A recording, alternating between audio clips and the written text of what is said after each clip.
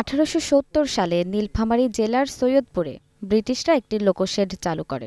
এরপর সেখানে ১১০ একর জায়গায় গড়ে ওঠে বাংলাদেশের প্রথম রেলওয়ে কারখানা, যেখানে ২৯টি উপকারখানা শপ রয়েছে। এইসব শপে রেলকোচ ও ওয়াগন মেরামত, এমনকি ১২০০ রকমের যন্ত্রাংশ তৈরি হয়, যা ব্যবহার হয় রেলওয়ে লোকোমোটিভ, যাত্রী ও মালবাহী গাড়িতে।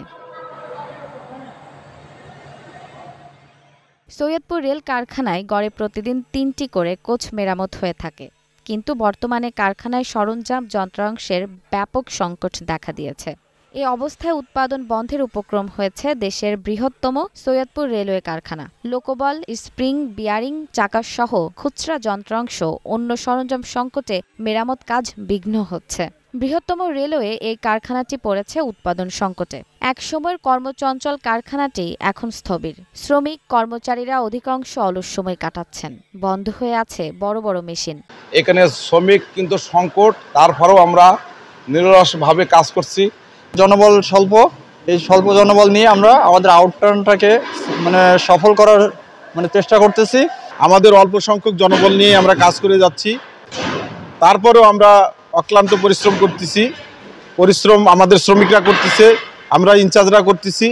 গত অর্থবছর থেকে সৈয়দপুর কারখানায় কোনো সরঞ্জাম বা যন্ত্রাংশ ক্রয় করা হয়নি। স্থানীয়ভাবে এলটিএম দরপত্র বন্ধ রাখা হয়েছে। এর ফলে দেখা দিয়েছে চরমভাবে সরঞ্জাম সংকট। আমদানি নির্ভর হওয়ায় দরপত্রের জটিলতা ও দীর্ঘসূত্রতায় এ রেল কারখানায় চাকা, স্প্রিংয়ের সহ নানা যন্ত্রপাতির অভাব দেখা দিয়েছে। মেরামতযোগ্য অন্য কোচগুলো সময়মতো মেরামত করা যাচ্ছে না। এতে কারখানায় ক্যারেজ মেরামতের প্রতিদিনের লক্ষ্যমাত্রা অর্জন সম্ভব হচ্ছে না। রেল কর্তৃপক্ষ বলছে এই সমস্যা সমাধানের চেষ্টা চলছে। আসলে সৈয়দপুর রেলওয়ে কারখানা হচ্ছে পশ্চিমাঞ্চলের সবচেয়ে বড় রেলওয়ে ওয়ার্কশপ, যেখানে আমাদের পশ্চিমাঞ্চলের সকল ক্যারেজ এবং ওয়াগনের মেনটেন্যান্স করা হয়ে থাকে। তবে বিগত বেশ কিছুদিন ধরে আমাদের এখানে বেশ কিছু স্পেয়ার্স সংকটে আমরা সৈয়দপুর রেলওয়ে কারখানা রয়েছে। তো তার মধ্যে উল্লেখযোগ্য হচ্ছে যে আমাদের আসলে বিভিন্ন কোচের যে প্রয়োজনীয় চাকা, যেটি বিদেশ থেকে আসলে আমদানি নির্ভর, সেই চাকাগুলো আসতে কিছুটা বিলম্ব হচ্ছে। আমরা জেনেছি যে এটা এলসি সহসাই সম্পন্ন করা হবে, তাহলে আমরা হয়তো চাকাগুলো পাবো। এছাড়া চাকার পাশাপাশি আরও আন্ডার গিয়ারের কিছু গুরুত্বপূর্ণ যন্ত্রাংশ আসলে সঠিক সময়ে সঠিকভাবে আউটটার্ন দেওয়ার জন্য জরুরি, যেমন স্প্রিং, শক অ্যাবজর্বার বা ড্যাম্পার, বিয়ারিং। এগুলো বেশ কিছু জিনিস আছে যেগুলো আসলে বিদেশে আমদানি নির্ভর, এগুলো সহসাই স্থানীয়ভাবে সংগ্রহ করাটা বেশ দুষ্কর।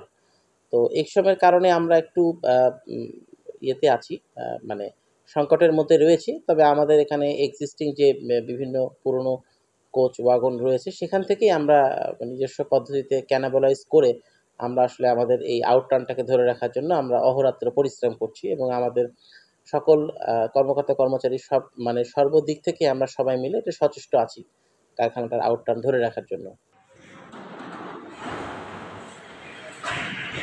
স্প্রিং, বিয়ারিং, চাকা সহ খুচরা যন্ত্রাংশ এই 4 দফা মালামাল পেলে আবারও উৎপাদন স্বাভাবিক অবস্থায় ফিরবে জানান সৈয়দপুর রেলওয়ে কারখানার বিভাগীয় তত্ত্বাবধায়ক শাহ সুফি নূর মোহাম্মদ।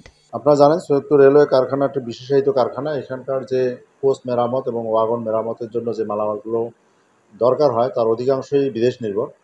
তো এই বিদেশ নির্ভর মালামালগুলো সহসা আমাদের পাওয়া যায় না, এবং এগুলো প্রকিউরমেন্টের জন্য আলাদা একটা অথরিটি আছে, এনটিটি আছে, চিটাগাঙে এবং রাজশাহীতে আছেন। ওনারাই মূলত এই মালামালগুলো সরবরাহ করে থাকেন।